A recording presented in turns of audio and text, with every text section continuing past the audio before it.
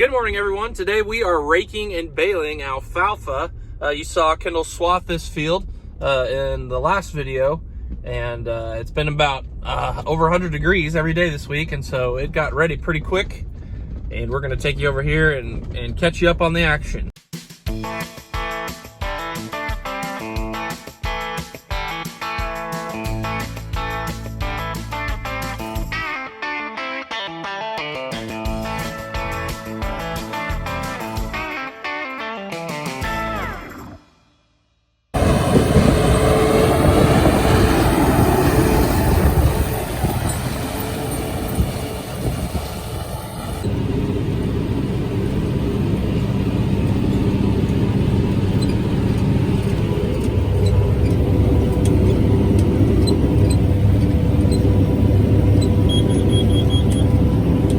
All right, so we're here at the field.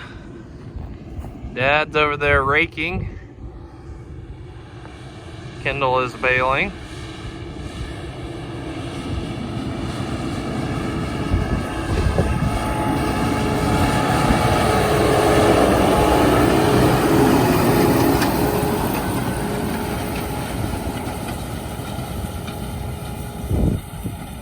So this is first year alfalfa. If you guys remember, I think Nathan had a video where he talked about planting this alfalfa.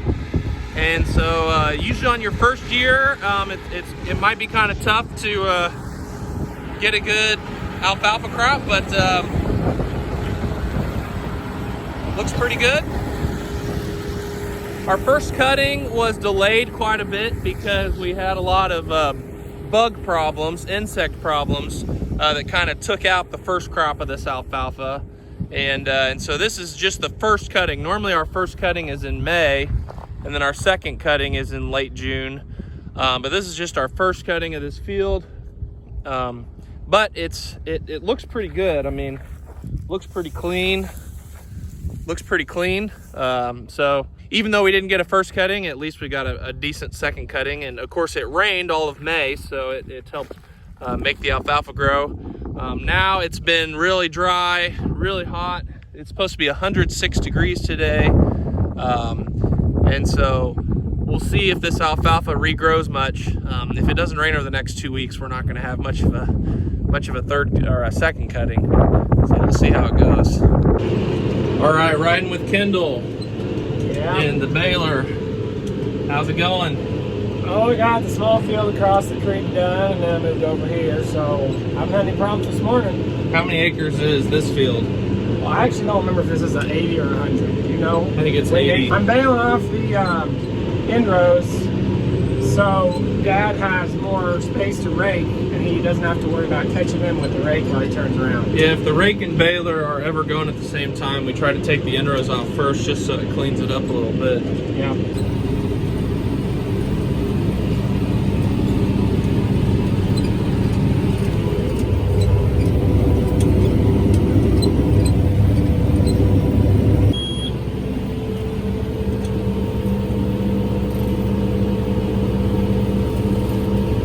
How many wraps you putting on? 2.6.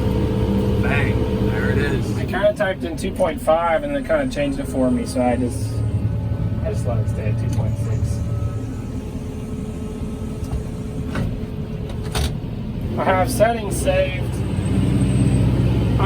saved. There's 3 different places you can save settings, so I saved separate settings for brome hay density and wraps, and then for alfalfa hay density and wraps, so I don't even have to change them all manual. I can just tap the second Push button settings.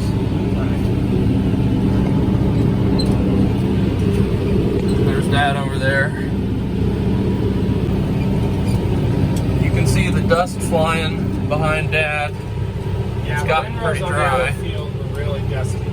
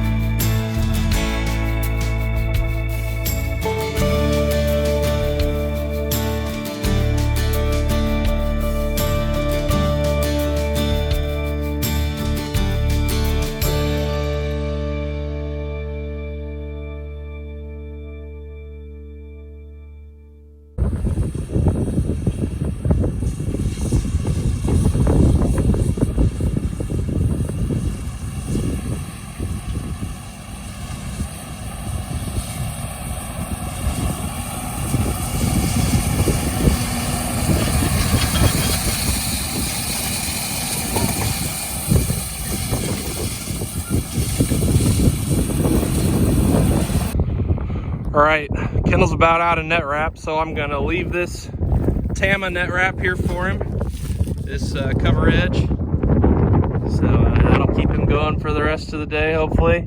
Although I'm not sure we'll get this whole field done. It's getting a little dry, so might have to come back tomorrow. But he needs more Netwrap regardless, so I brought it.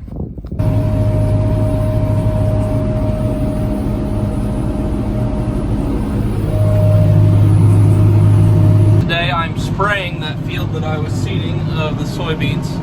So this is our final pass with the sprayer before the plant emerges from the soil.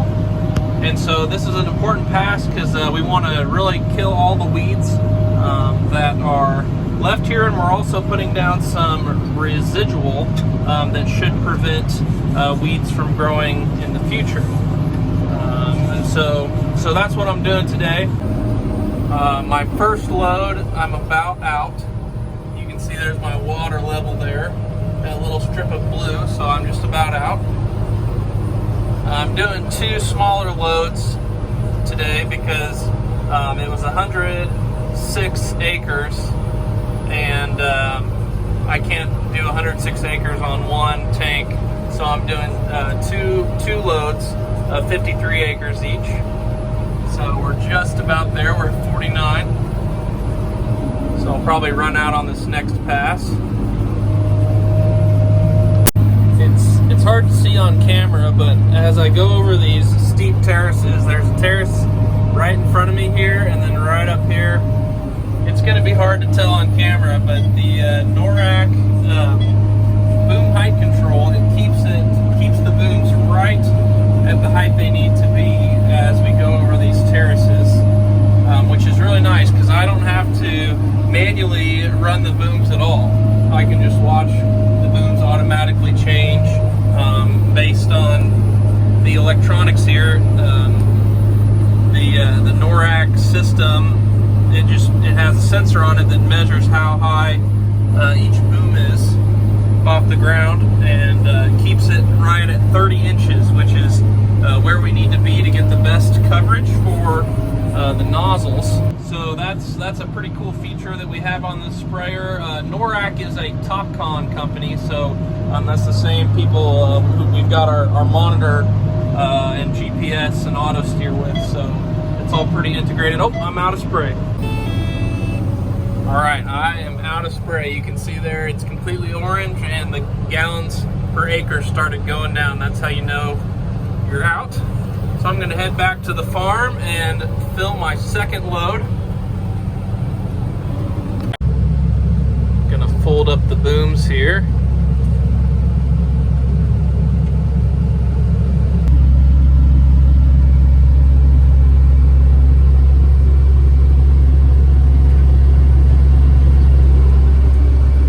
And then I'll lower it down onto the platform there.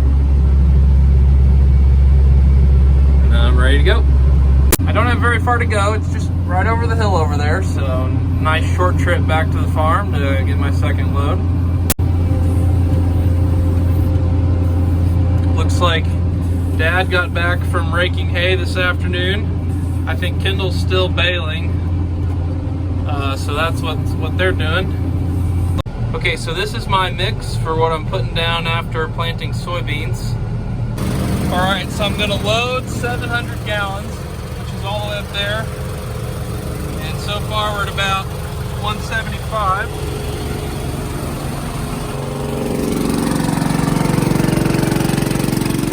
This was the first chemical I put in. Just open that up and it goes in the inductor tank. And then the water is coming out through here, and the inductor tank mixes it in there, and then sends it over to the sprayer. So this is our backup water trailer, mixer, tender trailer. The regular one is with the planter, being the tender trailer to the planter. So we kind of have two because a lot of times we're planting and spraying at the same time, but when we're just spraying, we would use the other one. But this one works just fine, gets the job done. All right, the sprayer's loaded. It's 700 gallons. And then this is mixing the tank together so it's good and agitated. All right, we're back in the field, and right there is where I ran out. So we're gonna go a little bit before that and get started.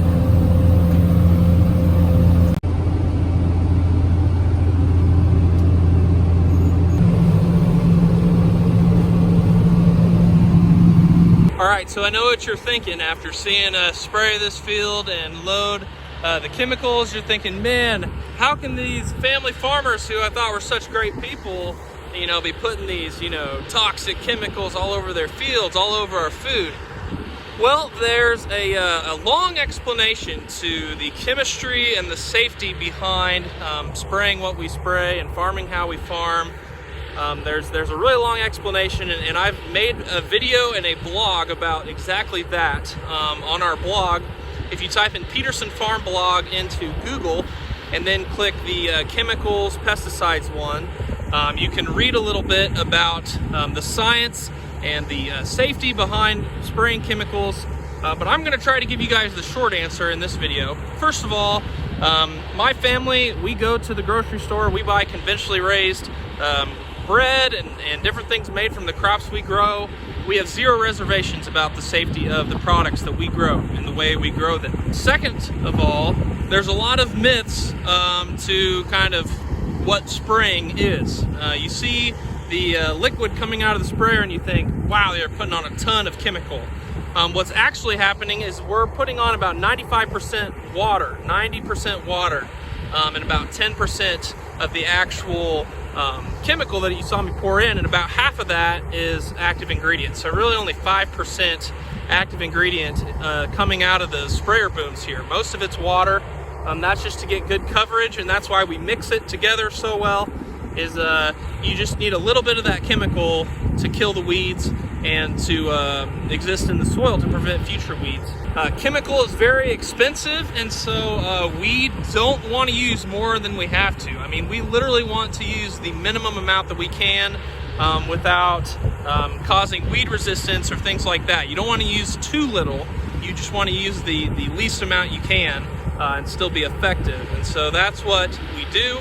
That's why we have the TopCon auto steer in the sprayer, is to spray the exact path where we're not overlapping any. That's why we have the boom height control from TopCon as well. It keeps the sprayer booms right at the right level so we're not drifting onto other passes. And that's why we've got the TopCon monitor inside the cab there, is to spray the exact amount on every inch of this field. We don't want to overlap any inch of this field. This is one of the most precise machines on our farm, and it's because you know, we take pesticides and all that very seriously. We're trying to use the least amount possible, and we're trying to do it in a safe way.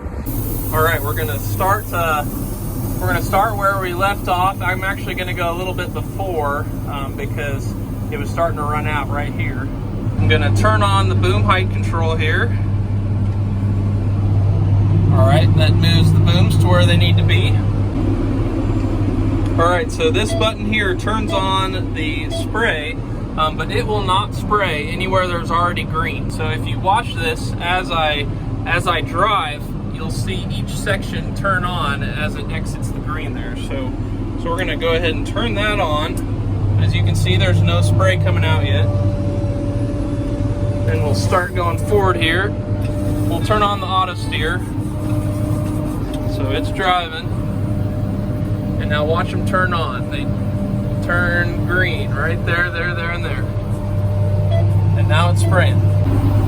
All right, here's our terraces coming up. You can see them a little bit better going this way. I promise you they're much bigger than they look on camera. Everything always looks flat on camera. So the monitor is putting on 13 gallons an acre exactly on every acre. And it paints the screen so you can kind of see where it's been, and then that's the auto steer, those straight lines. So it's driving itself in a perfectly straight line. And we've gone over 66 acres so far, traveled about 7 miles. And here we can watch that auto, that section control work again. You'll see the the far section turned off as we start to overlap.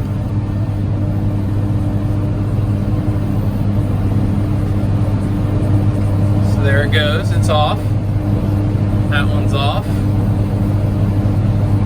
Middle one's off.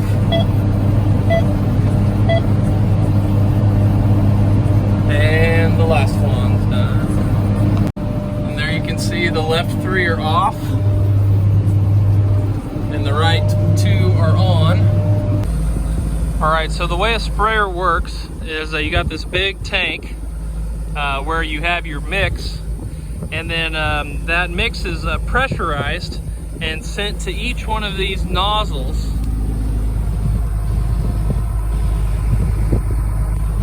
And each one of these nozzles sprays a pattern of a mist onto the ground to where it covers this entire 100 feet with a spray. Up here we've got all our different electronics. The boom height control, which controls the height of the booms, and all the section control shut off that we talked about. These are the sensors that determine the height above the ground the boom needs to be. That way the entire width of the boom is the right height above the ground. So I finished the field and gonna head home. Hope I explained everything all right. It's hard to think of everything on the go while you're working, but like I said, I made that blog a couple of years ago for exactly this reason, is to explain how and why farmers use chemicals, and also to explain how chemicals are not necessarily bad. We experience chemicals every day of our lives. Everything we eat, chemicals, has a chemical makeup. Everything that the world is made up of has a chemical makeup. Chemicals aren't inherently bad. So check that blog out. Chemistry is a really cool thing. We would not be existing on this world without chemistry. And we would not be able to raise enough food for people to eat without fertilizer and chemicals. That's just reality. I hope I can explain it to you guys better on the blog. I'm going to put a link to that blog in the caption of this video. Please check it out before leaving some nasty comment about how I don't know what I'm talking about and how we're poisoning so-and-so. Been over this a lot of times with people, so I just hope that you'll take some time to read my opinion on it, and yeah, let me know what you think. Alright guys, we'll see you next time.